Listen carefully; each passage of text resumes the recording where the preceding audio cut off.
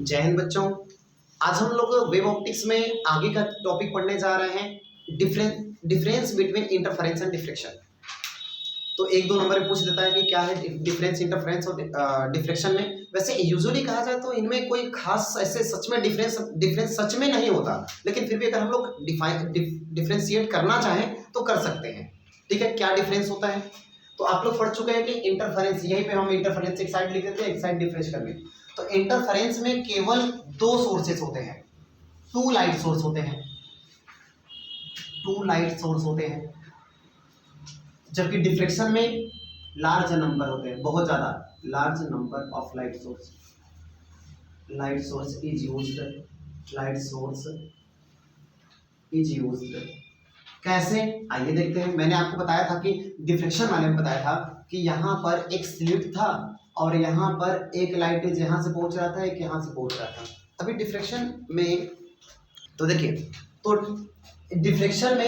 Diffraction में बहुत large number of light sources use किए जाते हैं। कैसे, यहाँ से बहुत सारी लाइटें जिसके बीच में यहाँ पे पहुंचती है, एक साथ ही पहुंचती हैं। कैसे, वो आप प्रीवियस वीडियो में डिफ्रेक्शन में देख सकते हैं और इंटरफेरेंस में देख सकते हैं। तो इंटरफेरेंस में दो बस स्लिट था, एक यहाँ था, एक यहाँ था। आपने देखा था यहाँ S1 यहाँ S2 ना, और यहाँ से एक लाइट सोर्स जा रही थी और एक यहाँ से जा रही थी। दोनों अगर सेम फेज में मिलते थे तो मैक्सिमम, अगर आउट ऑफ फेज तो मिनिमम। तो इसलिए इसमें केवल दो सोर्स थे। जबकि ये डिफ्लेक्शन में यहाँ से बहुत सारी लाइट रे जाती है, large number of light source, इसलिए इसमें कहते हैं कि लाइट सोर्स बहुत ज्यादा होती है। ठीक है ना, ये डिफरेंस हुआ।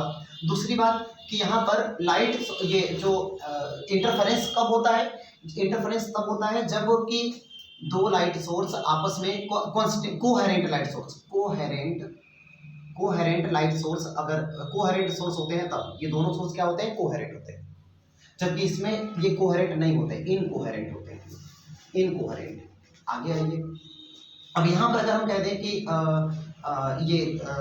जो फ्रिंज विड्थ मिलता है, मैंने प्रूफ करके दिखाया था कि fringe width beta equal to lambda d upon d था। प्रूफ किया था ना, फ्रिंज विड्थ कितना था, यहाँ डबल स्लिट एक्सपेरिमेंट में प्रूफ किया था मैंने ना कि लैम्डा डी अपॉन डी है। तो फ्रिंज विड्थ, और चाहे ब्राइट का हो चाहे डार्क का, दोनों का फ्रिंज विड्थ सेम था, दोनों का फ्रिंज विड्थ सेम था। तो इसमें फ्रिंज विड्थ क्या होता है, सेम होता है। विड्थ ऑफ द फ्रिंज या फ्रिंज विड्थ सेम होता है। फ्रिंज विड्थ सेम या कांस्टेंट होता है। ओके, जबकि डिफ्रेक्शन में सेंट्रल मैक्सिमम बहुत विड्थ ज्यादा होता है, और कितना होता है, 2 लैम्डा बाई ए होता है। और उसके बाद ये घटते जाते हैं, उसका पैटर्न घटता जाता है। तो इसलिए ये जो होता है विड्थ सेम नहीं होता, कांस्टेंट नहीं होता, वेरी करता है।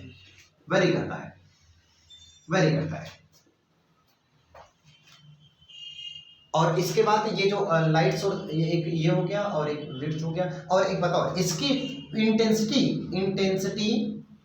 इंटेंसिटी मैक्सिमा और मिनिमा दोनों की, मैक्सिमा और मिनिमा की इंटेंसिटी हर जगह कांस्टेंट होती है। इंटेंसिटी कहीं भी घटती बढ़ती नहीं है, हर जगह का। जितना पहला ब्राइट है दूसरा ब्राइट भी उतना ही है, तीसरा ब्राइट की इंटेंसिटी भी उतना ही है, चौथे ब्राइट की इंटेंसिटी भी उतना ही है। ऐसे ही डार्क वाला, फर्स्ट डार्क जितना डार्क है उतना ही सेकेंड वाला डार्क भी है, थर्ड वाला भी डार्क है, फोर्थ वाला भी डार्क है। कल मैंने बताया था ना, आपको दिखा था ना, वो बनवाए थे कल के पढ़ाने के लिए, उस स्वेटर बनवाए थे और ऑर्डर देके बताया था ना, तो उसमें मैंने आपको पढ़ाया था। तो वो सबका सेम था, जितना डार्क था ऊपर का ब्लैक था, उतने नीचे वाला भी ब्लैक था, उतने ये भी ब्लैक था ना, और रेड वाला भी जितना हर जगह था। तो सबका इंटेंसिटी क्या था, सेम था।